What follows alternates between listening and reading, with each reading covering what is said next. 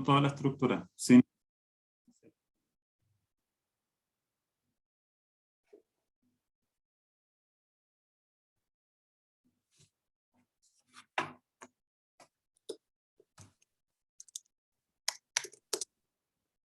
Hola, lamento el atraso. ¿Cómo están? Me llegó al correo no deseado. Hola Javier. ¿Cómo están? Ya Hola, partió Javier. Juan Pablo. ¿Cómo te digo? En un par de meses. Ya. Recién uno, que parecen como 5 años. Pero... Un par. Bueno, partimos entonces con la presentación del libro Familias, Infancia y Constitución. Le damos a todas y todos la bienvenida a este esfuerzo colectivo, tanto por el Instituto O'Neill de la Universidad de Georgetown, el proyecto Familias Ahora y la Fundación Sideni. Objeto de esta presentación, de esta publicación, ha sido acercar la discusión académica acerca de los debates más importantes, como es el concepto constitucional de familia y los derechos de niños, niñas y adolescentes, en un proceso tan relevante como el que estamos viviendo en el país, en este contexto del proceso constituyente, que ya cada vez se acerca más hacia su fin en la fase elaborativa de la propuesta constitucional. Este trabajo de reflexión para la creación de este libro, les contamos que comenzó en julio del 2021, cuando se convocó desde Sideni a diferentes autores y autoras nacionales e internacionales, tanto del mundo jurídico como también desde otros quehaceres, con la idea de entregar una visión integral y transversal en las temáticas de familia y como también sobre derechos de la niñez. Internamente se realizaron 3 coloquios donde los y las autoras y otras personas invitadas especiales debatieron en torno a la pregunta de qué significa en el contexto del proceso constituyente examinar críticamente la noción de las familias e integrar la perspectiva de la niñez y la adolescencia en el quehacer general del Estado. Lo anterior también implicó atender impactos diferenciados de las decisiones del Estado en los derechos de niños y niñas, resguardar su interés superior, asegurar que sean oídos y oídas, garantizar condiciones de vida digna para su supervivencia y desarrollo, y eliminar el trato discriminatorio que impide un ejercicio de sus derechos en condiciones de igualdad, entre otras cuestiones. Queremos pasar a continuación con un saludo tanto de Esther Valenzuela por parte de Sideni, de Rebecca Reingold de O'Neill Institute y de Mónica Roa por parte de Familias Ahora. Esther Valenzuela, por favor. Muchas gracias. Bueno, lo primero es saludarlos a todos y todas. Estamos en uno de los momentos más trascendentales de nuestro país, en pleno proceso de creación de un nuevo texto constitucional, y es por ello que como Fundación Iberoamericana de Derechos de Infancia y Familia, a través del Centro de Investigación Sideni, quisimos contribuir en este proceso. Y fuimos convocados por el Instituto O'Neill de la Universidad de Georgetown y la plataforma Familias Ahora, y con ellos quisimos realizar una reflexión conjunta de autores tanto nacionales como internacionales, de autores que provenían del mundo de la ciencia política, sociólogos, psicólogos, abogados, ingenieros incluso, para tener distintas miradas respecto a las temáticas de familias e infancia. Nuestra fundación tiene entre sus ejes la producción de conocimiento y además la idea de articular distintos centros de pensamiento y distintos académicos para que juntos puedan tributar en estos temas vinculados, como decíamos, a familia e infancia. Y por ello este libro no es solo un conjunto de personas que entregaron sus artículos, sino que fue una elaboración a través de una reflexión conjunta que involucró esta mirada transversal desde el punto de vista jurídico y también psicosocial.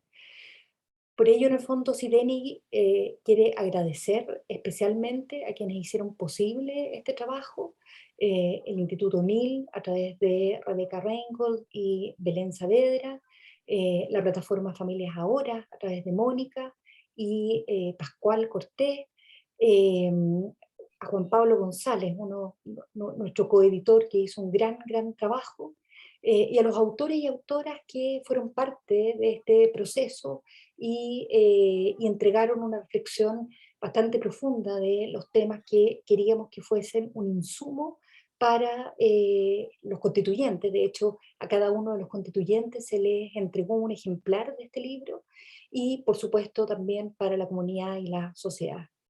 Agradecimientos especiales a los autores Pablo González, quien escribió sobre políticas de infancia y nueva constitución, Laura Pautasi desde Argentina, que escribió sobre el derecho al cuidado, Claudine Litvak y Carola Salas, que escribieron sobre la política integral de cuidado, Fabiola Latrop, que escribió sobre cuidado alternativo y los derechos de los niños privados del cuidado parental, Anuar Quesille, que escribió sobre el reconocimiento constitucional de niños, niñas y adolescentes en situación de movilidad, Isaac desde España, que escribió los derechos de la infancia y la adolescencia en los distintos textos constitucionales europeos, Paula Correa, que junto conmigo escribimos el texto de participación de niños, niñas y adolescentes en la Constitución, Francisco Estrada, que escribió sobre defensa especializada, sobre el derecho a la asistencia jurídica de niños, niñas y adolescentes, Jaime Couso, que escribió sobre límites constitucionales a la imposición de sanciones penales y adolescentes, Carolina Díaz, que junto al subsecretario de Justicia, Jaime Gajardo, escribieron acerca de los aspectos orgánicos para la garantía de los derechos de niños, niñas y adolescentes de la nueva Constitución. Luego Salvador Millaleo entregó un artículo sobre plurinacionalidad y políticas de infancia indígena. Isabel Jaramillo, quien estará hoy día con nosotros exponiendo sobre su artículo, escribió sobre las familias en la Constitución, en las distintas constituciones de la región. Mariano Fernández sobre las relaciones familiares en los sistemas interamericanos de derechos humanos. Carola Muñoz escribió sobre las implicancias de las transformaciones en las prácticas familiares y avances hacia la desfamiliarización. Y Lidia Casas con Cecilia Valenzuela sobre Constitución y Familia. Damos especiales agradecimientos además al comité científico que fue liderado por Javier Couso, quien también hoy día va a exponer, y a todos y a todas quienes hicieron posible, en el fondo, estar hoy día acá, tener este libro, a los ayudantes, a quienes fueron asistentes de investigación de este libro que, como decíamos, es fruto y producto de un proceso reflexivo que, tal como señalaba Juan Pablo, se realizaron a través de distintos coloquios para llegar finalmente a este texto. Así que muchísimas gracias a todas las instituciones, a todos y todas las autores y autoras, y bueno, damos en el fondo lugar ahora al seminario. Muchas gracias, Esther, por tus palabras. A continuación, Rebeca Reingold de O'Neill Institute. También. Por favor, Rebeca.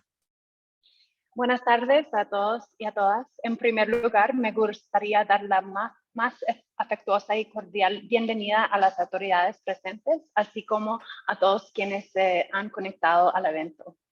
Deseo también extender mi agradecimiento a Sideni y a Bridges, con quienes en conjunto hemos trabajado por este evento. El libro Familias, Infancia y la Constitución es un intento coordinado de entregar argumentos y desarrollo académico a la discusión constitucional que se lleva a cabo en Chile a través de la Convención Constitucional.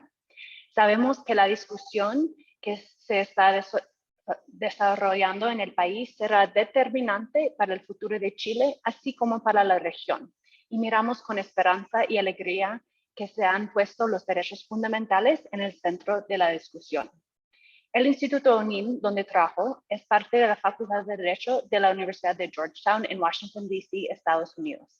Ahí investigamos la conexión entre el derecho y la salud, enfocándonos en cómo el derecho puede servir como una herramienta importante para solucionar distintos problemas de salud.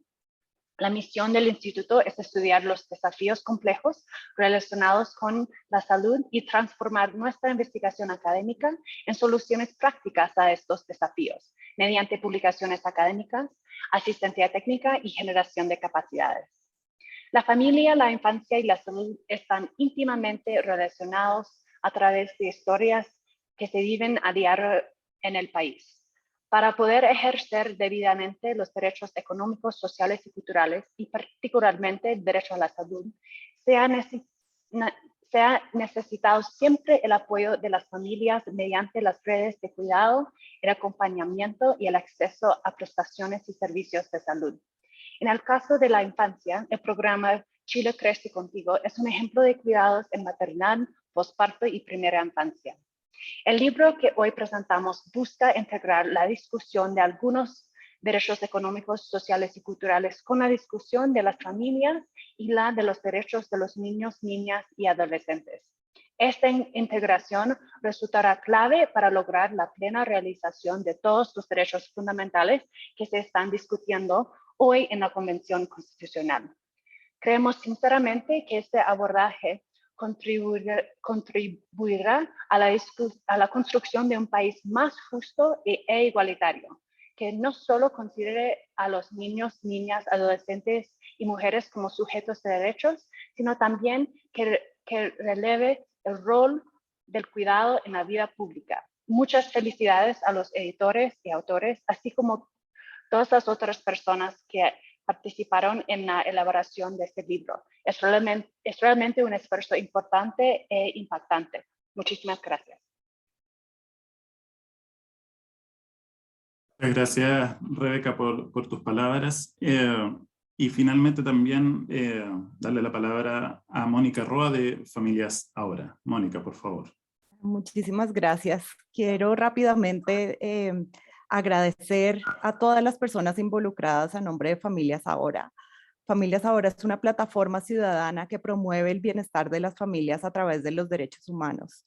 Y en ese sentido nos parece de fundamental importancia el construir estas narrativas que nos permitan armonizar las discusiones sobre familias, infancia y derechos humanos en un contexto como el que está viviendo Chile en este momento, y que para quienes lo seguimos desde el exterior, pues nos llena de interés, de envidia de país y de proceso, y que realmente nos sentimos muy privilegiados y privilegiadas de poder participar, aunque sea de manera indirecta, en esas conversaciones, porque sin duda no solamente van a ser importantes para Chile, sino para la región y van a convertirse en un referente global sin ninguna duda.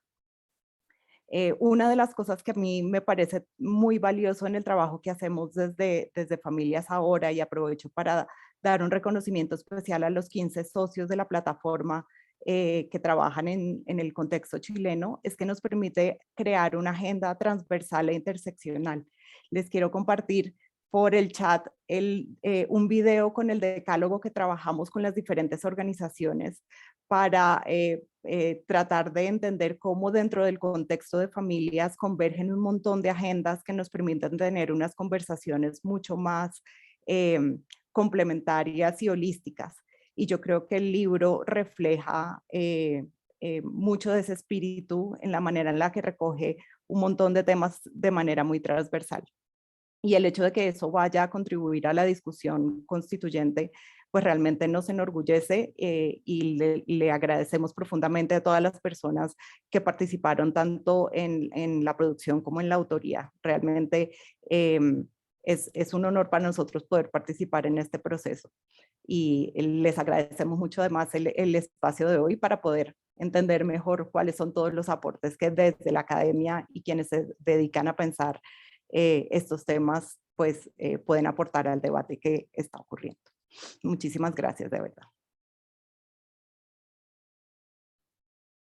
Muchas gracias, Mónica, muchas gracias, Rebeca y Esther, por este saludo inicial tan importante. Si no hay un compromiso desde las instituciones fundantes de esta publicación, no estaríamos acá reunidos y reunidas para debatir acerca de esta publicación y su incidencia y su importancia en un proceso constituyente como el que está viviendo el país. Les cuento también que el libro Familias, Infancia y Constitución está organizado en 3 partes, tiene 3 grandes estructuras. Una primera estructura es la parte general, con 4 artículos que abordan los fundamentos para el reconocimiento constitucional de niños, niñas y adolescentes, la Convención sobre los Derechos del Niño y sus alcances como norma jurídica al estar ratificada y vigente en Chile, digamos, como tratado internacional, y cuáles son los efectos de ello en un debate constituyente sobre los derechos de niños, niñas y adolescentes, las políticas de infancia y nueva constitución, el tema del derecho al cuidado, que lo señalaba Esther en su saludo inicial también como un eje central dentro del libro, y la y también cómo este derecho de cuidados y las políticas de cuidados se deben generar desde un enfoque de género. Luego, una segunda parte son 8 artículos referidos a temas de infancia, que van desde el cuidado parental, el reconocimiento constitucional de la infancia migrante, las constituciones europeas y los derechos de los niños, el derecho a participar de niños, niñas y adolescentes, el derecho a la asistencia jurídica, los límites constitucionales a la imposición de sanciones penales, aspectos orgánicos para las garantías de derechos de niños, niñas y adolescentes, y la plurinacionalidad y políticas de infancia en materia indígena.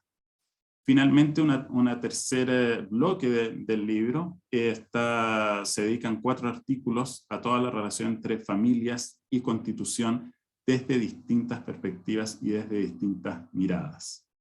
Para comentar estos 3 grandes bloques, le hemos pedido a Javier Couso, doctor y máster en jurisprudencia y políticas sociales de la Universidad de California, Berkeley, para que haga un comentario general sobre esta publicación. Posteriormente a la presentación del profesor Couso, también expondrán nuestros invitados e invitadas de panelistas para luego dar paso a ciertas preguntas. Javier, por favor, adelante.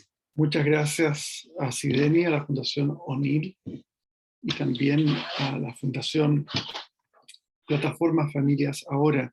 Este esfuerzo transnacional, transamericano, francamente, es una cuestión poco común y menos para tratar de una problemática que por lo menos en nuestro país todavía sigue siendo relativamente poco visibilizada. El libro representa, a mi juicio, un aporte no solo al proceso constituyente. Yo quisiera relevar que es un aporte que va más allá, y en ese sentido no depende, ahora que estamos, es bueno saberlo, en una situación en que el proceso constituyente no es algo dado, no es algo obvio. Yo creo que este libro representa un primer paso. Voy a plantear algunas cuestiones que creo que abren agendas que no se abordaron en este libro, pero que tampoco se puede abordar todo en un primer texto que creo que, insisto, en Chile inaugura una comprensión más holística de lo que es la interrelación entre constitución, infancia y familias. Lo primero que quisiera destacar, ya Juan Pablo ha hecho una muy buena síntesis, digamos, de las 3 partes en que se divide este texto. Quisiera relevar la profundidad y la interdisciplinariedad de la primera sección, que nunca está de más. Yo creo que para aquellos que no cultivan el derecho de la infancia o el derecho de familia, nunca está de más revisitar los fundamentos. Los fundamentos, y en ese sentido, de la importancia que tiene los derechos del niño, niña y adolescente en un contexto como sujeto jurídico de derecho. Yo creo que es algo que el trabajo de Miguel Sellero lo hace de manera muy sucinta, pero muy clara. Es particularmente útil para el proceso constituyente, pero insisto, supera ese contexto. Yo creo que hace un trabajo muy fino de plantear cómo las distintas teorías que han estado históricamente moldeadas, por supuesto, sobre protección y con su consabido paternalismo, pero que ha jugado un rol importante, y liberacionismo, y lo que es la agencia reconocida a niños, niñas y adolescentes. Yo creo que una de las cosas que nunca tampoco está de más recordar es el impulso gigantesco que ha tenido la Convención de los Derechos del Niño, que es algo que también recoge en su texto ya desde las políticas públicas, Pablo González. Repito, el gigantesco rol que ha jugado la Convención de los Derechos del Niño como un parteaguas en lo que es este campo. Tanto Sillero como González, de distintas profesiones, distintos quehaceres, muestran cómo la Convención marca un horizonte normativo que ayuda a luego implementar tanto reformas constitucionales, legales, como de política pública. Y en ese sentido, me parece a mí que son aportes sumamente importantes. Pasando a otros, es inevitablemente breve el análisis de un documento que, como planteaba recién Juan Pablo, consta de 16 capítulos, todos ellos muy bien documentados, bien argumentados, pulidos. Pero no quisiera dejar de resaltar los otros dos capítulos que están en la parte general. Me parece a mí que la emergencia del derecho al cuidado y su vinculación a la problemática de la familia y la niñez es algo muy bienvenido. Por lo menos en nuestro país, el derecho al cuidado es una cuestión que estaba verdaderamente fuera del foco de la mayor parte de las personas que cultivan el derecho. Era algo muy arcano, que se sabía estaba más desarrollado en otros países de la región, pero que en Chile ahora con el proceso constituyente ha tomado protagonismo. Y en ese sentido, los trabajos de Pautasi, de Litvak Cooper y de Salas Miño, y creo yo, uno más normativo, el otro tratando de analizar políticas integrales, juegan un rol muy importante, porque si hay algo que cruza todo el libro es la relación, y creo que eso es un acierto del libro.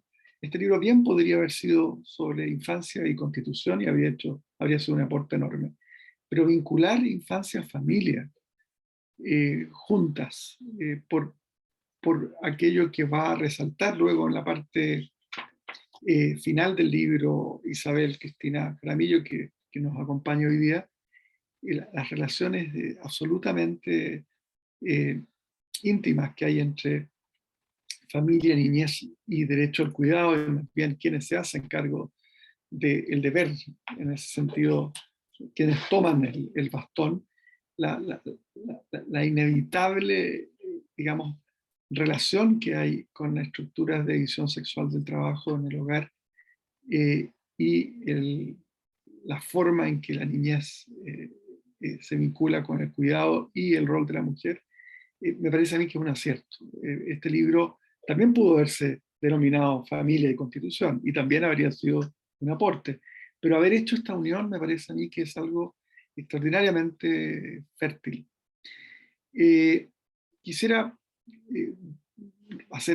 ya lo planteó Juan Pablo, pero llama la atención la diversidad de tópicos que en la sección de niñez propiamente tal se cubren.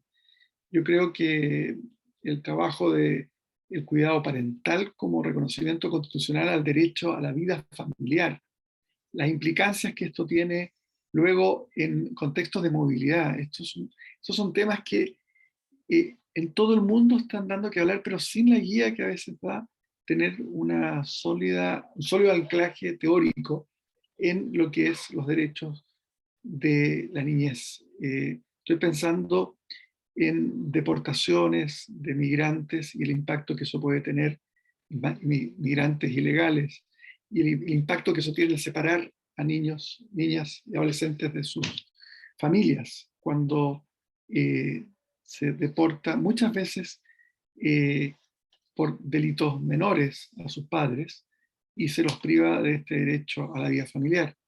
Esto es algo en que incluso la jurisprudencia de la Corte Europea de Derechos Humanos está al debe, y que va a ser un tema creciente con los flujos migratorios siendo lo que son, y por otro lado el avance del populismo punitivo. También me pareció muy útil, normalmente uno tiene la impresión de que en América Latina en derecho como que imitamos lo que ocurre en Europa. Es interesante ver el contraste con el trabajo de Isaac Rabetjat sobre cómo el panorama en Europa no es todo lo avanzado que uno esperaría, y cómo aquellos países incluso digamos, del corazón de Europa Occidental están a veces con paradigmas mucho más retrasados que en América Latina. y eso me pareció interesante en sí mismo. El derecho a participación de niños, niñas y adolescentes en la nueva constitución de Esther Valenzuela y Paula Correa, bueno, nos vuelven a alertar sobre algo que en Chile tiene más de práctica jurídico-cultural que de reconocimiento constitucional todavía. Uno espera que este proceso constituyente tenga éxito para que eso deje de ser el caso, pero es bien interesante ver cómo ya la Convención de los Derechos de Niños ha tenido un anclaje en ciertas prácticas que involucran el derecho a la participación, lo que habla de, con todas las dificultades que tienen en nuestro país, no sé en otros países, pero en nuestro país la dificultad que tiene el derecho constitucional de realmente hacerse eco de las obligaciones que el Estado ha adoptado ha tomado cuando ha ratificado la Convención de los Derechos del Niño, sigue siendo, lo sabemos, en Chile, mientras no se ancle en la Constitución, es todavía débil, pero aquí es interesante ver cómo en este particular derecho a participar uno ya ve antecedentes que creo que se desarrollarían con o sin Constitución, porque por supuesto van a ser mucho más potentes si es que son recogidos por la nueva Constitución. Lo mismo el derecho a la asistencia jurídica de niños y niñas me hizo recordar esto de cómo el libro también ensaya un camino más, yo diría, interesante en el sentido de no depender, no quedarse en el formalismo. Hay muchos estados que se menciona, latinoamericanos, donde se recogen de manera, digamos, de texto jurídico, cuestiones que, por ejemplo, en el caso de Chile o Uruguay, se menciona como dos países que estaban con un menor reconocimiento constitucional de los derechos de la infancia, y sin embargo hay prácticas de política pública, algunas legales, que hacen que estos países, a pesar de no tener un reconocimiento constitucional tan vigoroso como otros países de la región, de los derechos de la niñez y de la adolescencia, sin embargo son capaces de construir de facto, sin el mandato constitucional de por medio, legalmente y con políticas públicas, políticas que realmente, por lo menos implícitamente, parecen recoger los mandatos de la Convención de los Derechos del Niño. En materia de aspectos orgánicos, me pareció que fue una gran contribución, sobre todo me pareció muy pulida el aporte de Jaime Gajardo y Carolina Díaz, en el sentido de buscar ya entrar a la fisonomía, digamos, de cómo garantizar estos derechos. Yo creo que una de las cosas que en nuestro país y en varios países de la región uno suele ver es esta dicotomía entre, por decirlo así, el mandato constitucional por una parte, luego la implementación, la bajada legal, y luego las políticas públicas, algo que también enfatiza Pablo González, digamos, con mucho, mucho énfasis. La pregunta es cómo lograr ese trío virtuoso, cómo lograr que de aprobar en Chile una nueva constitución que reconozca vigorosamente los derechos de niños, niñas y adolescentes, esto realmente se traduzca en leyes que, por decirlo así, garanticen estos derechos y que los implementen luego las políticas públicas. Es sumamente original el trabajo de Salvador Villaleo sobre plurinacionalidad y políticas de infancia indígena. Yo creo que uno podría, claro, agregar otras realidades de contexto donde también cabría, por ejemplo, atender a las especificidades de un contexto. Estoy pensando en discapacidad y niñez. Pero claramente este artículo yo creo que releva la importancia vital que ha tomado la plurinacionalidad y en general la problemática indígena en nuestro país, que era una cuestión que estaba en una agenda siempre presente en la trastienda, pero nunca reconocida con la fuerza que parece estar teniéndolo en el proceso constituyente. Creo que, pasando ya a familias, he mencionado cómo Isabel Cristina Jaramillo hace un aporte que valdría, digamos, sería central en un libro sobre familia y constitución per se, sin la vinculación con la infancia, pero ella hace muy buen trabajo mostrando que hay una íntima unión entre estas problemáticas, la dialéctica del silencio versus distintas formas tradicionales de reconocimiento, la resistencia cultural, lo moldeable, lo maleable, que es el concepto de familia entendido correctamente. Me parece que es un trabajo que tiene, hasta que con gusto poco entiendo que cada autor se le dio un número limitado de texto para lo que ya es un volumen importante, pero siento que hay mucho más por profundizar ahí, porque es fascinante.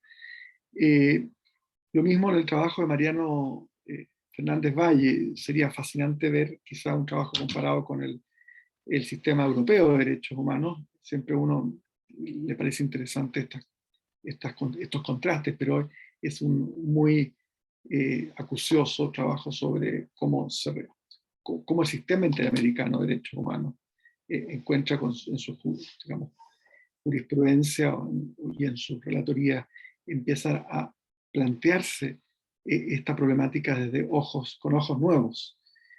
La desfamiliarización, el trabajo de Carolina Muñoz, me parece súper sugerente, es algo que yo no...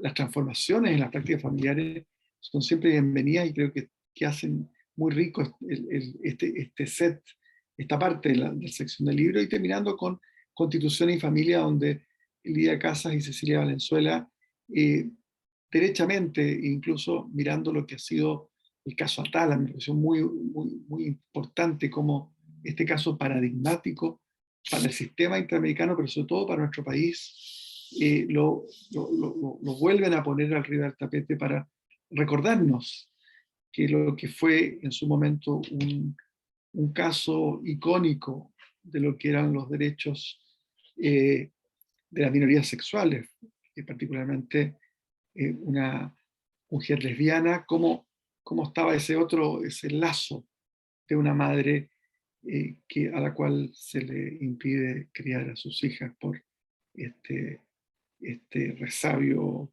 completamente absurdo, y el impacto que tendría una reformulación de las relaciones, una reformulación de la idea de familia en la Constitución, en la nueva Constitución. Para ir terminando, porque insisto, no se puede hacer justicia a estos 16 capítulos, cada uno de ellos llenos de muchas ideas, de mucho trabajo de investigación, de mucho rigor, que se lee además muy bien. Yo quisiera agregar eso. Creo que hay cosas que quedan pendientes para quizá la segunda versión. Insisto, haya o no nueva constitución, y no es que esté en un modo pesimista, estoy simplemente haciéndome eco de que estamos en una situación. Digamos, hay muchos intereses que no estarían particularmente interesados en muchas de las cosas de que trata este libro, pero creo que cuestiones como educación y niñez, sexualidad y niñez, bioética, estoy pensando en todas las problemáticas sobre agencia gradual, autonomía creciente en relaciones a decisiones bioéticas importantes, derechos del paciente y niñez y adolescencia particularmente. Son cosas que uno siente que este libro podría, en su segundo volumen, comenzar a tratar. Termino aquí para no extenderme mucho, pero los felicito, insisto, a los editores, un libro que se nota que está muy conversado entre los autores, y a las instituciones que lo hicieron posible. Muchas gracias, Javier, por ese acabado análisis del libro, resaltando varios aspectos que justamente fueron los que buscamos desde la edición, ¿no? desde el trabajo entre Miguel, Esther y yo, y junto también con todo el comité científico, fue tan necesario, ¿no? Para justamente darle un relato. No nos interesaba solamente un libro que fuese un conjunto de artículos académicos, sino que esos artículos conversaran y que tuvieran un relato que los uniera, y ese fue justamente el esfuerzo. Puntualmente agradecemos porque está en una etapa crucial el proceso constituyente, así que se ha conectado Gaspar Domínguez, vicepresidente de la Convención Constitucional, Muchas gracias, Gaspar, por el esfuerzo de estar acá presente, y a continuación tienes 10 minutos para tu exposición. Muchas gracias. Hola, hola, muy buenos días. Muchas gracias por invitarme a este espacio. La verdad, yo quiero referirme a algunos aspectos que son muy relevantes en relación a este trabajo que se ha hecho, y lo voy a hacer también con mucha humildad, entendiendo que yo estudié medicina. Y en este proceso constituyente, a través de un ejercicio quizás de justicia epistémica, han aparecido en esta discusión constitucional, que es una discusión de expertos, es una discusión muy elevada en general, pero que viene un poco también a instalar las bases y el rayado de cancha de lo que uno consideraría que es esperable que todos los ciudadanos comprendieran y entendieran. Y eso nos pone frente a hechos bien relevantes, como por ejemplo, que no solo las ideas están saliendo de la ciudadanía, sino que personas sin formación son quienes muchas veces están redactando las normas. Bueno, habiendo hecho esa introducción, en relación particular al libro, ¿cierto?, de Sideni, creo que hay algunos aspectos que desde la ciudadanía siempre escuchamos en las iniciativas populares, en los cabildos, en otras instancias, que aparecen demandas identitarias que tienen que ver con grupos que por distintas situaciones se han sentido o han estado de facto excluidos de la toma de decisiones políticas, de la consideración de ciertas políticas públicas, y en esta convención se ha utilizado el concepto de grupos históricamente excluidos. Algún experto podrá considerar si es la nomenclatura correcta o no, ¿cierto? Pero esa es la denominación que hemos utilizado. Y en esta denominación de grupo históricamente excluido ha aparecido con mucha fuerza la reivindicación de poner para cada grupo excluido cada uno de los derechos de los cuales debieran ser titulares. Entonces nos hemos visto en situaciones, por cierto, desde el punto de vista jurídico, complejas, como esperar, por ejemplo, que se hable de los adultos mayores y se establezca un catálogo particular para los adultos mayores. Después que hablemos de las mujeres y se establezca básicamente el mismo catálogo de derechos, pero para las mujeres. Y lo mismo para la niñez. Y creo que en la medida que hemos ido aprobando las normas y avanzando en el texto constitucional, ha ido cayendo el tejo de que en realidad quizás sería mejor para este grupo, ¿cierto?, de convencionales que no necesariamente vienen del mundo jurídico, que establezcamos la particularidad de los titulares de derechos específicos y que sobre esto recaerían todo este catálogo de derechos. ¿Y por qué esto es relevante? Porque hoy día hay mucha gente que está mirando, que está atenta al proceso, y de alguna manera, quizá informal, podría decir que no es presentable que volvamos a presentarle a la ciudadanía un texto constitucional que no mencione, por ejemplo, específicamente a los niños, niñas y adolescentes.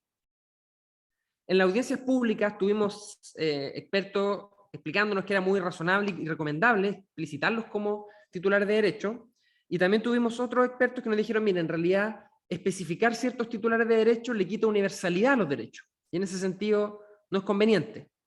Se dijo aquí por expertos académicos de distintas universidades. Finalmente, la definición de la convención fue reconocer específicamente a la niñez como sujetos titulares de derecho en la Constitución, un poco también respondiendo a que desde el punto de vista social es una necesidad, a mi juicio, urgente e innegable. Y además, considerando que han habido importantes esfuerzos normativos e institucionales en términos de materias de políticas públicas para reconocer la protección y los derechos de los niños, niñas y adolescentes, en las últimas décadas, digamos, sabemos que la falta de referencia expresa a estos derechos en la Constitución sigue siendo un desafío que, a mi juicio, debe abordarse en este espacio constituyente, y sobre todo observando y teniendo presente instrumentos internacionales a los que Chile ha suscrito, como la Convención sobre los Derechos del Niño. También es importante recordar que Chile actualmente, y desde hace varios años, ha estado implementando paulatinamente políticas que están dirigidas a la construcción de un sistema integral de protección de la niñez. Mejor infancia, lo que conocíamos como CENAME, ¿cierto?, y otras políticas públicas. Pero a mi juicio, esto debe ir acompañado de un cambio radical en términos de partir de la base de que los niños, niñas y adolescentes son por sí solos sujetos titulares de derecho, y transitando desde estas situaciones que muchas veces son vistos y entendidos, no solo desde lo jurídico, sino también desde el sentido común, como sujetos de protección. Hace algunos días en el Pleno había mucho desorden, aquí en el Pleno. Había ruido, gritos, qué sé yo. Yo hice uso de la palabra presidiendo la sesión y les dije que por favor se ordenaran, que esto no era un consejo de curso, o algo así dije. Se me acercó una profesora que es constituyente después, y me dijo: Gaspar, te recomiendo, que si bien comparto contigo la necesidad del llamado al orden, que deconstruyamos el ser niño, ser adolescente, ser consejo de curso, como concepciones que hablan sobre que algo no está funcionando bien. Y me hizo mucho sentido. Y me arrepiento de haberlo dicho, y la próxima vez voy a ocupar otra expresión, si es que se vuelve a repetir. Quería también decir que junto a la ley que recién fue promulgada sobre garantía y protección integral de los derechos de la niñez, la Subsecretaría de la Niñez, como una institución especializada, también otras instituciones como los Servicios Nacionales de Protección Especializada y Reinserción Social y otras instituciones y organizaciones que han estado atentas a esta materia, el reconocimiento de los derechos de los niños, niñas y adolescentes en la Constitución han dicho que es esencial para la consolidación y la instalación de este sistema de protección. Y en ese sentido, el rol que a mi juicio hemos cumplido en la Convención Constitucional es relevante en cuanto se ha puesto el tema en la mesa y se ha definido, con quizás más detalle del que a algunos nos gustaría, la especialidad de los niños o las niñeces, como se ha utilizado aquí, como sujetos especiales de derecho. Además, hemos tenido discusiones muy relevantes, por ejemplo, en educación. Se ha hablado del derecho preferente de los padres, que está contenido en la norma que se aprobó en la comisión, pero ha estado muy presente en esta discusión también el reconocimiento del interés superior como límite del derecho preferente de los padres.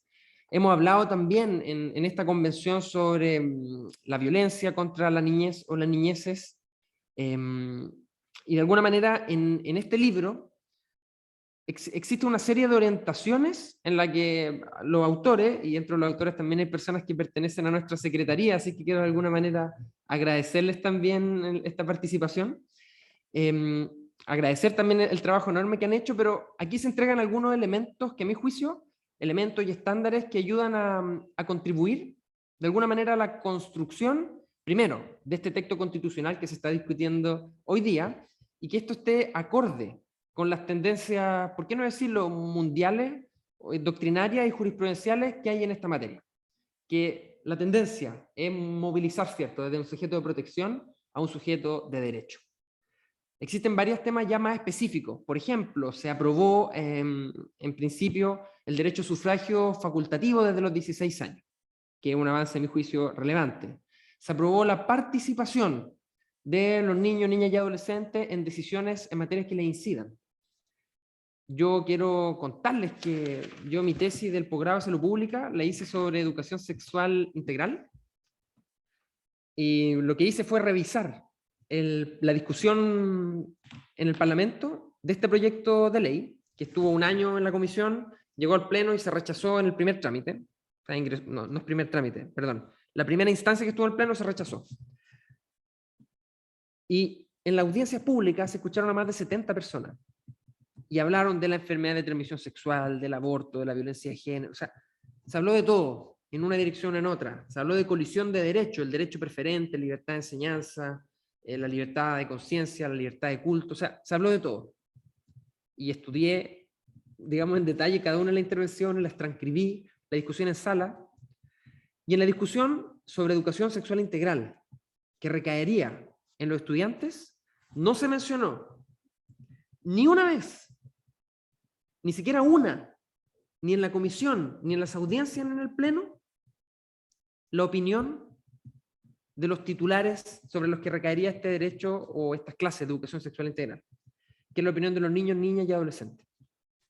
Entonces, un poco con esa reflexión final sobre este trabajo que me tocó revisar en detalle, quisiera comentarles también que esta semana el Pleno de la Convención aprobó una disposición que reconoce, como les decía, a los niños, niñas y adolescentes, como sujetos de derecho, incorporando los principios y los estándares de la Convención sobre Derechos del Niño, y también estableciendo en particular la obligatoriedad de generar un sistema integral de protección. Y además hay otras normas que se reconocen derechos sociales como educación, salud, deporte, que por cierto también recaerán y tendrán efecto en los niños, niñas y adolescentes.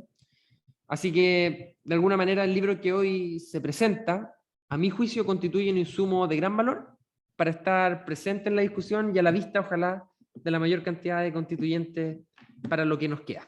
Así que muchas gracias, espero no haberme pasado los 10 minutos, tengo el reloj abierto, creo que fue justo. Fue justo, así que muchas gracias por el tiempo, la disposición y los comentarios tan valiosos por parte de ti, Gaspar Domínguez, en calidad además de vicepresidente de la Convención Constitucional, y la relevancia también que hacía sobre el derecho a ser oído, el derecho a ser oídas de niños y niñas, no solamente en aquellos ámbitos que son de interés directo, ¿no? Obviamente como el reconocimiento constitucional, y su titularidad, sino que también comprender que las distintas decisiones que se están tomando, se han adoptado en todas las comisiones temáticas y que posteriormente han sido ratificadas o no en el Pleno, también tienen consecuencias en los derechos de niños, niñas y adolescentes, y eso también muchas veces se olvida desde las posiciones de tomas de decisiones.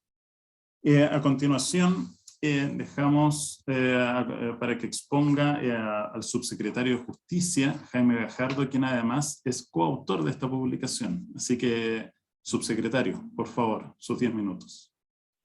Bueno, muchas gracias, Juan Pablo. Bueno, primero que todo, muy buenas tardes a todas y todas las personas que están siguiendo la presentación de este libro. Y lo primero que quisiera hacer es felicitar a Miguel Sillero, Esther Valenzuela y Juan Pablo González, que son los editores de este libro, porque tal como lo decía Javier, es una magnífica obra que yo creo que supera con creces su objetivo inicial, que era entregar insumos para el proceso constituyente. Me parece que no solo entrega insumos para el proceso constituyente, sino que nos deja una obra que puede ser utilizada en el proceso constituyente, pero que además tiene, por cierto, capacidad para trascender al proceso constituyente. Entonces, primero que todo quería agradecer, o sea, felicitar a Miguel, a Esther y a Juan Pablo, porque creo que el trabajo que hicieron es fantástico. Además, es un trabajo que no solo es el libro, es un trabajo que tuvo seminarios previos, que a todos los que participamos en la autoría sabemos que hubo bastante dedicación inicial y que implicó una reflexión en conjunto, lo que siempre se agradece porque no son artículos dispersos, que yo creo que se ve precisamente en la obra, que permite tener que la obra tenga una coherencia muy superior a una recopilación de artículos. Así que los felicito sinceramente.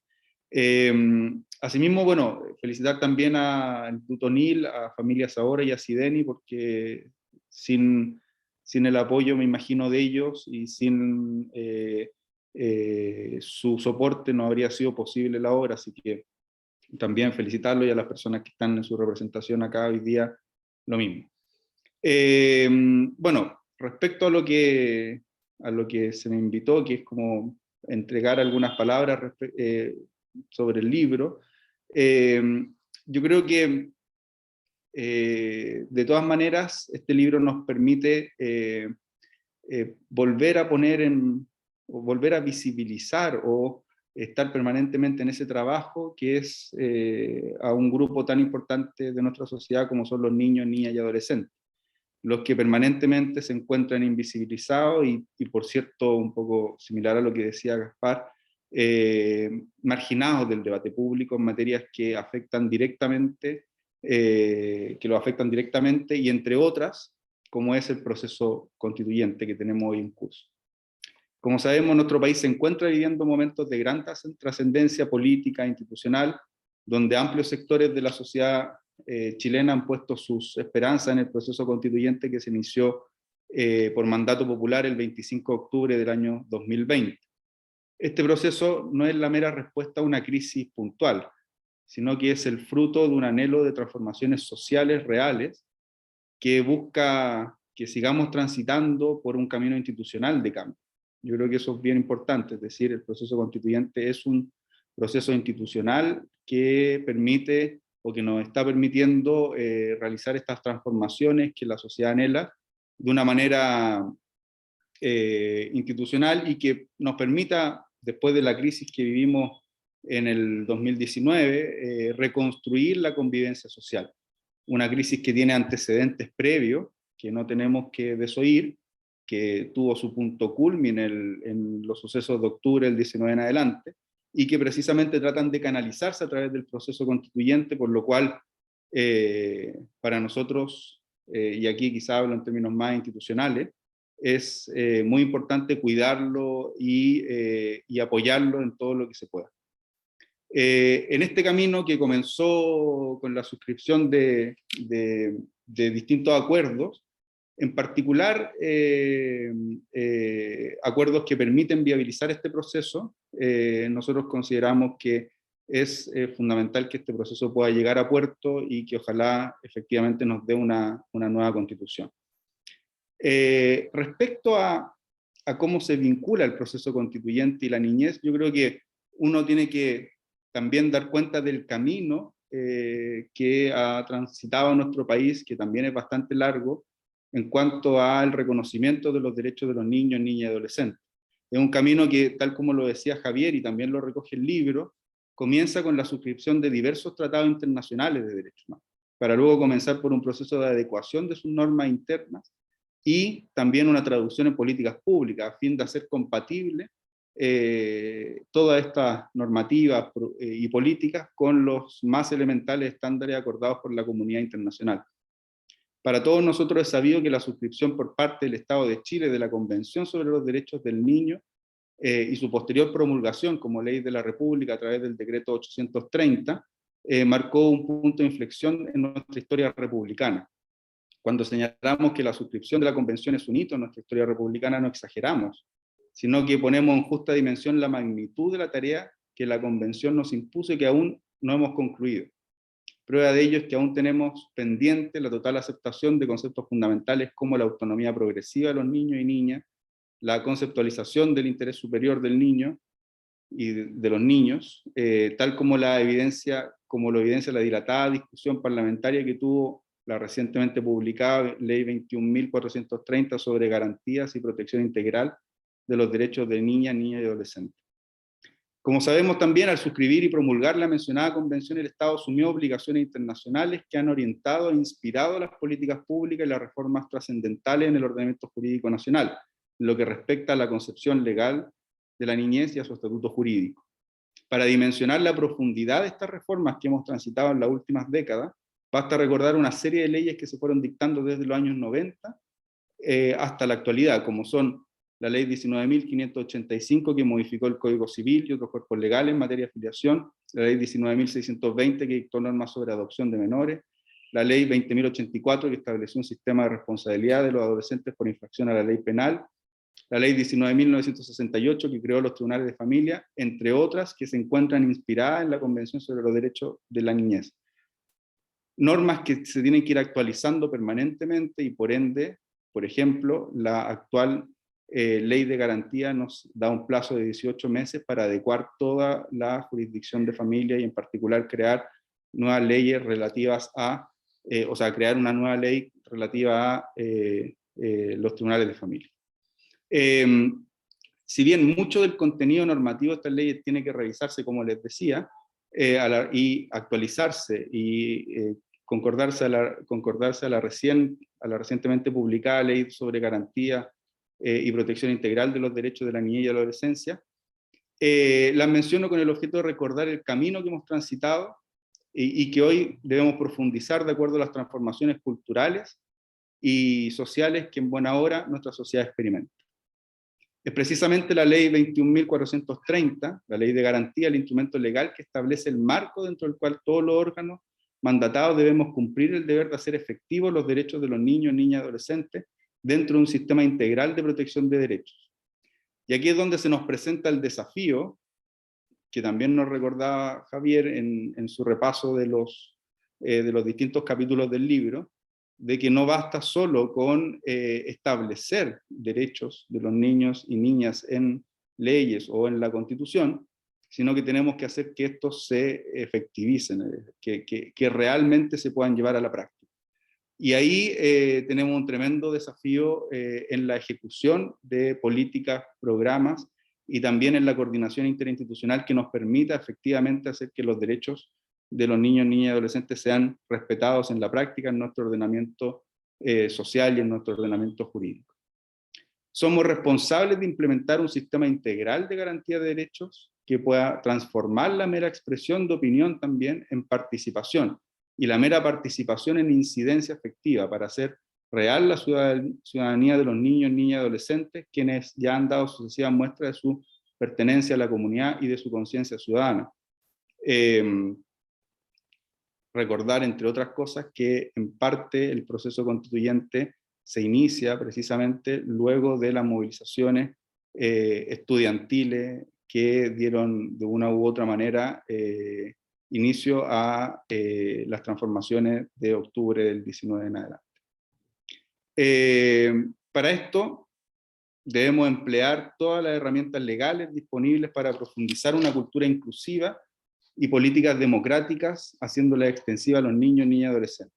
Sobre todo existe hoy la oportunidad en el proceso constituyente que está en curso por incorporar en la nueva Constitución un diseño institucional que nos permita articular los órganos del Estado y contenga los componentes principales para dar soporte al sistema de protección de los niños, niñas y adolescentes. Por ello, de toda justicia, el reconocimiento que la Comisión de Principios Constitucionales ha hecho de los derechos de los niños, niñas y adolescentes en el borrador de la nueva Constitución, al establecer un tentativo artículo que establece un deber prioritario de promover por parte del Estado, respetar y garantizar sin discriminación los derechos de los niños, niñas y adolescentes.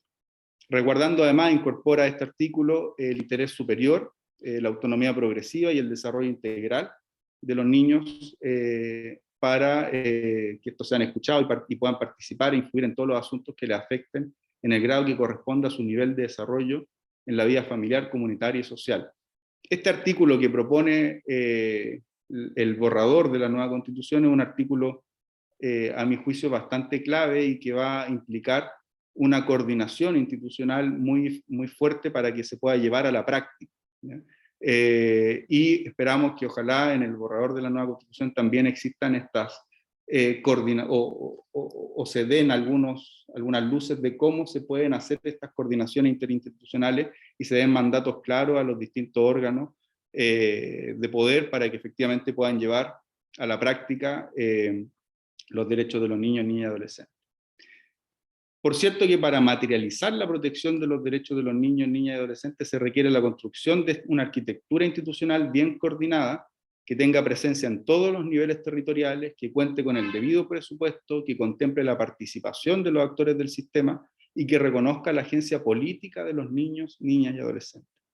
Al mismo tiempo, la materialización de este sistema exige el reconocimiento de las labores de cuidado, históricamente radicadas en las mujeres como pilar fundamental para el bienestar integral de las niñas, niñas y adolescentes, como lo hace ver, por ejemplo, Laura, Claudine y Carola Sala en los artículos que escriben para la obra.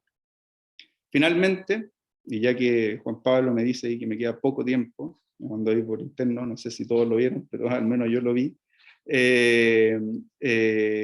Finalmente espero que este libro, bueno, no, la verdad es que no lo espero, porque yo creo que contribuye, espero que tenga amplia divulgación y que ojalá podamos darlo a conocer en muchos lugares, porque creo que contribuye efectivamente al debate constituyente, pero también, como les decía, me parece que trasciende y puede entregar bastantes elementos para los desarrollos de políticas públicas y también para los desarrollos legislativos que tenemos como desafíos prontos, y por cierto que permita que los derechos de los niños, niñas y adolescentes no solo se reconozcan a nivel normativo, sino que se puedan hacer efectivos y este grupo pueda tener un respeto, una protección y una promoción de sus derechos como sujetos plenos e incidentes en la convivencia social, política y cultural de nuestro país. Muchas gracias. Muchas gracias al subsecretario de Justicia, Jaime Gajardo. Así, en privado había enviado un gentil recordatorio, ¿no? Como se dice, de los 2 minutos, y la importancia de entender que la Constitución también como norma jurídica establece mandatos, ¿no?, para los distintos poderes del Estado y diversos actores políticos para efectos de efectivizar los mandatos ahí establecidos, y ahí la importancia de un Estado que respete, garantice, promueve los derechos de niños, niñas y adolescentes, y no solamente un mero interés de un reconocimiento de titularidad, sino que importan también cuáles son las consecuencias jurídicas y políticas de ese reconocimiento. Quiero volver a agradecer a Gaspar Domínguez, quien tuvo que volver al pleno, lo estaban reemplazando en Testera para poder participar de este evento, pero agradeció la invitación, pero ya debía volver. Y ahora quiero invitarles a viajar hasta Colombia, porque está también presente Isabel Jaramillo, quien es coautora de este libro y también es doctora en leyes de la Universidad de Harvard. Isabel, por favor. Muchas gracias, Juan Pablo, y muchas gracias, Esther, Miguel, por haberme invitado a colaborar en este libro. Realmente es una experiencia interesante, pues adoptar una mirada comparada sobre esta cuestión. Yo soy experta en Derecho de Familia y Derecho Constitucional en Colombia, y un poco aquí la invitación fue pensarlo de manera comparada. Yo creo que una de las cosas pues, más importantes, uno de los aprendizajes, como dice Jaime, aquí hay un trabajo todavía enorme en el que podemos avanzar, pero yo creo que esta precaución de que una cosa son los textos y otra cosa son las realidades constitucionales, pues es fundamental, lo que ha mencionado el doctor Gajardo antes de mí, pues cómo se desarrolla, digamos, la institucionalidad capaz de proteger derechos, es definitivamente pues una parte clave en esta conversación. Y sin embargo, pues que los textos constitucionales sí tienen un valor en cuanto a las oportunidades que deja abiertas para un futuro en construcción, y que aún cuando hay algunas o ganancias muy significativas en la legislación, en la jurisprudencia, en el caso de Chile en particular hay algunos fallos recientes que son muy importantes, y en el derecho internacional, pues una nueva constitución debería ser la oportunidad, ¿no?, para recoger y fortalecer ese proyecto que viene en curso. Entonces yo quiero, una primera precaución es que el estudio inicial es solamente un estudio de textos constitucionales, pero pues digamos que la razón también me parece para reivindicar este estudio, que es mucho más sencillo que otros que podrían hacerse, es que los textos sí han marcado algunos futuros, y para algunos hay una sensación de acortar caminos, ¿no?, que no tendría uno que volver a iniciar la discusión, sino que ya tiene un poco un punto de inicio que está en el momento en el que se está debatiendo en el país.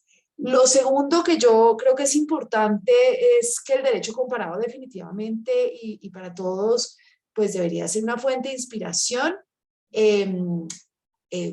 Muchos de estos debates, el que mencionaba, por ejemplo, el doctor también, Domínguez, médico, sobre ¿será que ponemos derechos especializados? ¿Será que ponemos solamente unos derechos universales? En fin, pues esos fueron debates que se dieron muy recientemente en países de la región, en Brasil en 1988, en Colombia en el 91, en Ecuador en el 2008, en Bolivia en 2011, y en países europeos como España y Portugal también en la década del 2000. Entonces, creo yo que el derecho comparado sugiere que ha habido formas muy creativas, digamos que no hay que escoger una ruta o la otra, no es solamente o un catálogo completo de derechos de la infancia como un capítulo largo de la Constitución o no mencionarlos. Hay muchas alternativas para mencionar en distintos lugares de la Constitución estos distintos sujetos de derecho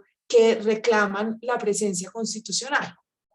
Entonces, y para hablar un poco de qué es lo que en últimas concluye esta mirada un poco preliminar sobre cuáles son las fuentes de inspiración en las constituciones que tenemos, los textos, yo creo que vale la pena un poco señalar que uno sí puede identificar algunos modelos constitucionales, unos modelos de cómo abordar los temas relacionados con la familia, desde un modelo más liberal en el que la familia no es reconocida en ninguno de los textos constitucionales, sino más bien se habla del individuo y se menciona en algunas de las constituciones liberales que han hecho algún reconocimiento de las relaciones familiares.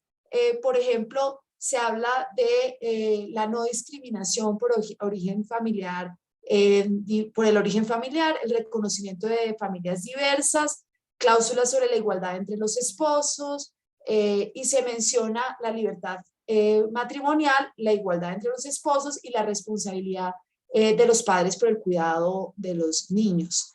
Este tipo, digamos, esto que yo llamo en el texto una constitución liberal feminista, por ejemplo, son las constituciones de Japón, o algunos ejemplos son las constituciones de Japón, China y Alemania, que no habría que, digamos, menospreciar como constituciones anticuadas, por el contrario son constituciones recientes, pero en países donde se toma una decisión deliberada de tener una constitución en donde el individuo juega el lugar central y la familia no tiene un reconocimiento significativo. Después estaría el otro modelo que son las constituciones sociales, que las primeras formas de constituciones sociales aparecen en las primeras décadas del siglo XX, 1914 y 17, con la Constitución mexicana y la Constitución de Weimar, pero después se extiende este modelo a lo largo del mundo en las primeras décadas del siglo XX, como decía.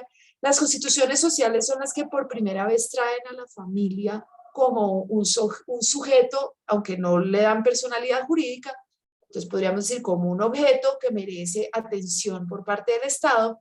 Y en esas constituciones sociales iniciales, pues se hace algunos reconocimientos de derechos sociales que tienen relación con la familia, como la protección social, la protección de la maternidad o la protección de la infancia. Esa versión, sin embargo, digamos, muy poquitos estados hoy en día siguen teniendo esa versión un poco mínima en su consideración de la familia. Se podría mencionar, por ejemplo, el caso de Argentina, de Italia y el de México, aunque México pues tiene unos elementos importantes.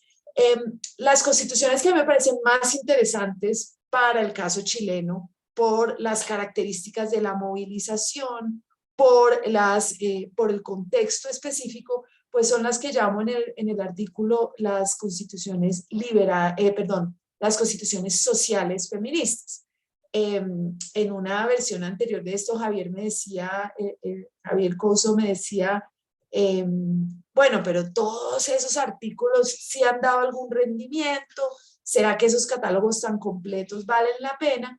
Y yo creo, digamos, seguiría sosteniendo, y me parece que un poco la Asamblea Constitucional en Chile va en esa dirección, pues es bueno tener a la mano mucho más y de eso elegir en lugar de empezar con una versión muy mínima, ¿no?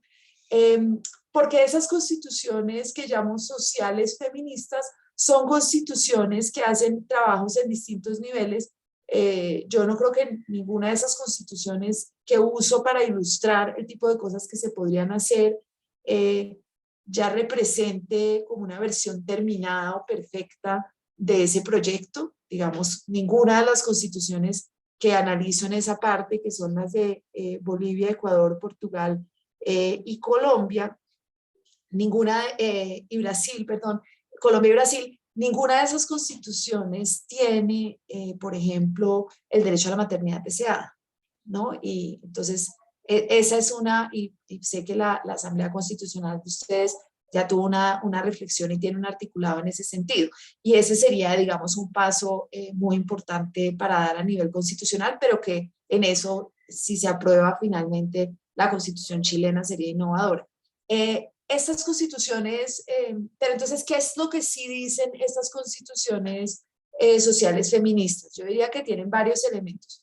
Uno, un fuerte reconocimiento de la diversidad familiar. Y ese reconocimiento de la diversidad familiar incluye, sobre todo en los textos constitucionales que existen, la diversidad entre las familias que se forman a través del matrimonio, incluyendo el matrimonio religioso, y las familias que se forman a través de contratos no consensuales, contratos no solemnes, contratos consensuales no solemnes, o mediante la mera cohabitación. Estas constituciones tienen cláusulas que específicamente mencionan la igualdad que debe darse en la legislación o en el tratamiento que debe darse a estas familias, cualesquiera que sea su origen, la no discriminación de quienes están involucrados en estas formas familiares, la no discriminación de los hijos e hijas que se procreen en estas circunstancias. Digamos que no haya diferencia entre los hijos matrimoniales, extramatrimoniales, entre otras, o los hijos nacidos de inseminación artificial o por adopción, ¿cierto? Que son todas formas diferentes en las que se llega a constituir familia y que esa diversidad habría que apreciar. Ahora, ninguna de esas constituciones menciona explícitamente, pero ese sería el paso que podría dar una constitución realmente innovadora, el reconocimiento además de las parejas y los matrimonios de personas del mismo sexo. En el caso colombiano, por ejemplo, ya hay reconocimiento constitucional a través de sentencias de jueces inferiores de grupos poligámicos, ¿no? De más de 2 personas. Pero ese ya es esa es otra instancia. Entonces hay un reconocimiento fuerte de la diversidad y de lo que la diversidad supone para las personas, tanto en términos de posibles estigmas como en términos de distribución de recursos. Yo pienso, hay otro conjunto de cláusulas que son muy importantes en estas constituciones y son esas cláusulas que se relacionan con la familia como base de la sociedad, y en ese sentido muchas constituciones, perdónenme, no, quisiera pasar, esta corresponde más a las constituciones sociales. El reconocimiento de la autonomía sexual. Sé que se aprobó en la Constitución, en la Asamblea Constitucional en Chile, una cláusula amplia de derechos sexuales y reproductivos, pero la especificación sobre el derecho a elegir la pareja o la libertad matrimonial amplia que está en los tratados tratados internacionales de derechos humanos, no la vi tan claramente estipulada, así como la idea de que hombres y mujeres y todas las personas que hacen parte de parejas y matrimonios deberían tener iguales derechos e igual respeto dentro de las parejas. Hay unas cláusulas importantes relacionadas con las cargas familiares, en las que todas estas constituciones mencionan a las personas de la tercera edad o al adulto mayor, mencionan niños, niñas y adolescentes, mencionan personas en situación de discapacidad, y lo hacen para resaltar las necesidades especiales de cuidado que estas personas tienen y para, digamos, visibilizar que el Estado debe hacerse cargo de ese cuidado y no solamente a través de las familias, ojalá no solamente a través de las familias. Hay cláusulas también relacionadas con la violencia al interior de la familia. Todas estas constituciones mencionan de alguna manera que no se admite la violencia al interior de la familia y que habrá, digamos, legislación y instituciones encargadas de atender las instancias de violencia. Finalmente, creo que fue Javier quien hizo mención a esto, hay cláusulas sobre el derecho de los padres a educar a sus hijos y a escoger la educación de sus hijos, en donde Estas constituciones no lo mencionan, pero digamos que si uno fuera a hacer una innovación, yo creo que el punto que hacía el doctor Domínguez es clave. Señalar que ese derecho de padres y madres a elegir la educación de sus hijos y a educarlos en ningún caso puede interferir, digamos, con el deber constitucional de no discriminar a otros, ni con el deber constitucional de tener educación sexual. Y finalmente, nosotros pensamos en esta revisión cómo podría ser clave tener un elemento de libertad religiosa combinado con el tema de la formación familiar, que esa es una de las formas de diversidad de la familia y es la familia que, digamos, está más vinculada a las creencias religiosas o cuya formación o cuyos vínculos están muy relacionados a lo religioso. Con esto, digamos, termino un poco esta descripción. Yo creo que los invito y las invito a leer el capítulo porque ahí como con más detalle y trayendo los orígenes de cada una de estas normas, pues navego este horizonte comparado, pero quería darles por lo menos algunas luces sobre esas conclusiones del estudio comparado que ojalá sirvan como para esa inspiración y también para respaldar a quienes se atreven digamos, a soñar, porque esos sueños en muchos lugares ya son realidades con los que las personas viven hace, no sé, 20 o 30 años. Entonces no hay que sentirse tampoco como tan solo en el mundo de la innovación.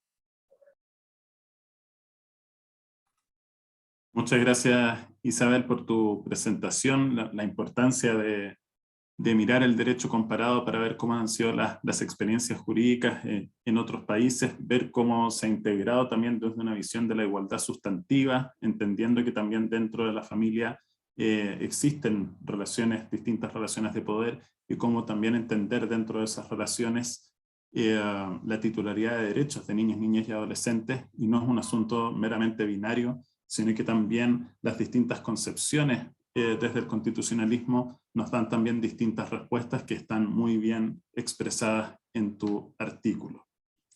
Es el momento de que puedan realizar distintas preguntas. Los y las invito a que en el chat ahí puedan ir planteando las distintas preguntas a quién va dirigida, eso también ayuda bastante. Mientras tanto, quiero comentarles que desde CIDENI, en el corto y mediano plazo, se va a hacer una serie de conversatorios a propósito de los distintos artículos que están presentes en el libro, así que también atentos a esa información que prontamente se va a difundir. Y también comentarles que esto es parecido cuando en un programa de televisión se dice también hay gente detrás de cámara, ¿no? Este es un trabajo que hemos liderado junto a Miguel y Esther, pero también hemos tenido la colaboración de asistentes de investigación. Quiero agradecer a Isidora Barca, a Almendra Badal, a Felipe Berríos, a Jimena de Toro y también a Belén Mendoza, quienes fueron asistentes de investigación de distintos autores y autoras de la publicación, y también a Catherine Llanos, que fue secretaria de redacción, que hizo un trabajo bastante riguroso y meticuloso en la revisión de distintos aspectos también de este libro que hoy día estamos presentando, así que mi agradecimiento a todos y todas por esta colaboración. Voy a ir revisando si es que hay alguna pregunta en particular. Hay una pregunta que se planteó antes, Esther, ahí se quería responder, la relación, si existe alguna relación entre la presente publicación y el Acuerdo Nacional por la Infancia. Esther, si quieres partimos con esa pregunta en específico. Sí, la contesté por interno, pero el Acuerdo por la Infancia tenía una intención totalmente distinta, era entregar propuestas en un minuto en que el Comité de Derechos del Niño había elaborado un informe respecto del Estado de Chile y la situación de niños que estaban en residencia, y se arma este Acuerdo Nacional por la Infancia que realizó una serie de propuestas y de metas que se pusieron. Y en el fondo este libro es algo distinto, tiene en el fondo que ver con el análisis, la reflexión sobre las temáticas que hemos hablado de familias e infancia. No hay una relación con el acuerdo propiamente tal. Por supuesto hay temas y propuestas que estaban en el acuerdo, como el tema de la ley de garantía, y mecanismos de exigibilidad que sí están tocados en varios de los artículos que ven temas de infancia, por ejemplo. Y bueno, y la segunda diferencia es que el acuerdo por la infancia era solo temas de infancia y este libro abarca temáticas de familias y de infancia. Recalcar también ahí algo que fue comentado al inicio, pero también este esfuerzo que hemos realizado no solamente porque participen autores y autoras nacionales, sino que también internacionales y desde distintos quehaceres de las ciencias sociales, ¿no? En el caso de Pablo González, de Claudine y de Claudia también en materia del derecho al cuidado, y así en otros ámbitos, eso fue totalmente intencionado para generar, digamos, una conversación más integral y transversal a propósito del reconocimiento constitucional de los derechos de niños, niñas y adolescentes, como también de las familias, y no dejarlo solamente en un plano meramente jurídico o de técnica legislativa de cómo debía o podía quedar establecido en el texto de la propuesta de la Constitución. No sé si hay otras preguntas específicas. Han llegado varias preguntas sobre la forma de acceder al libro. El libro está publicado por Thomson Reuters, por lo tanto, desde la misma página web de Thomson Reuters pueden acceder al libro. Se puede comprar de manera online, y además también Thomson Reuters tiene esta modalidad del acceso en PDF a la publicación. Estoy viendo si es que hay más preguntas.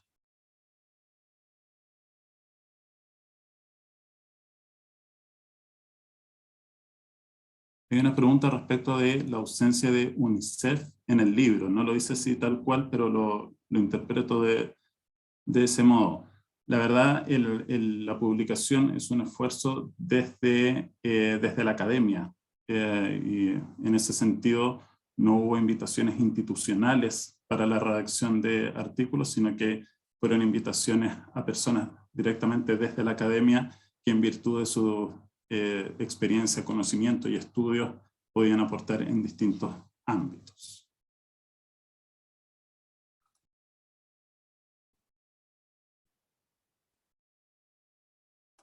Eso en general. No tengo otras preguntas, así que Miguel, si quieres pasamos al cierre mismo de este lanzamiento, para que puedas hacer las palabras justamente de cierre. Bueno, muy buenas tardes a todos y todas, y desde todos los lugares tenemos entre los participantes personas de República Dominicana, de España, de Colombia. Entonces, un gusto que también esta reflexión que hemos hecho acá, de una u otra manera, haya despertado interés, no solamente en Chile, sino que también a nuestros amigos y amigas de Iberoamérica, que es una de las intenciones del Centro Iberoamericano de Derechos de la Niñez, justamente favorecer el intercambio de ideas y el desarrollo de conocimiento a través de nuestra región.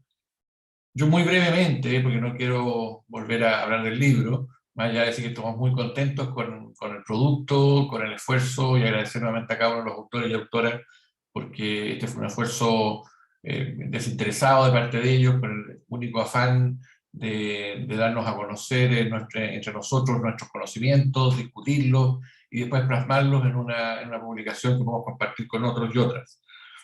Javier Couso planteaba que era novedoso, de alguna manera, hacer esta interrelación entre constitución, infancia y familias, ¿no? El derecho de infancia, de una u otra manera, es una rama o disciplina relativamente nueva, que muchas veces se encierra en sí misma y no dialoga realmente con otras áreas del derecho y desde otras disciplinas sociales y científicas. Y por lo tanto, nuestro esfuerzo siempre ha sido ponerla en contacto con otros ámbitos y mirar la situación de los niños y niñas y también de las familias en función de nuestras otras disciplinas tradicionales. No hay una escisión entre derechos del niño y derechos constitucionales, ¿no? Entonces, justamente es invitar a hacer esa reflexión conjunta. Y eso es muy importante. Lo segundo es que, efectivamente, los niños y niñas aparecen poco en las constituciones.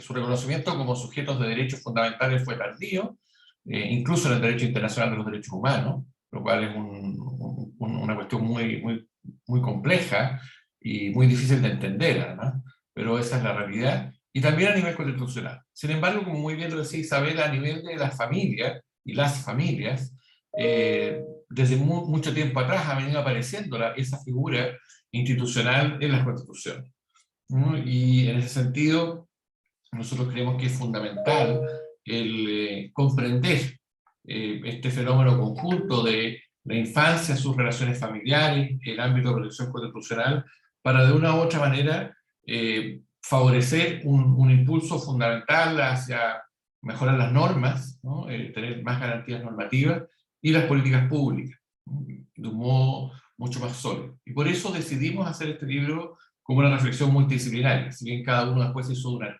cargo de un artículo. Por otro lado, también hay realidades emergentes importantes. Una de ellas es el tema del cuidado, ¿no? El derecho al cuidado, el reconocimiento del cuidado, los deberes de cuidado. Entonces ha ido apareciendo esto y ha emergido con mucha fuerza en el ámbito del debate constitucional, ¿no?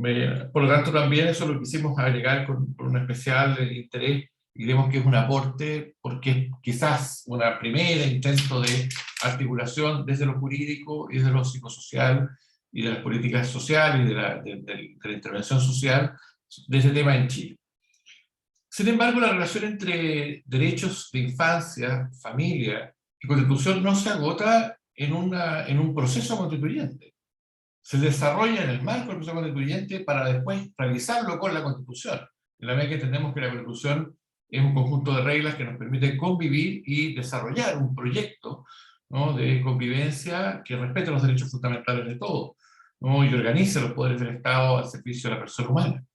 Y por lo tanto, esta reflexión trasciende el momento, pero trata de iluminar e incorporarse a este momento.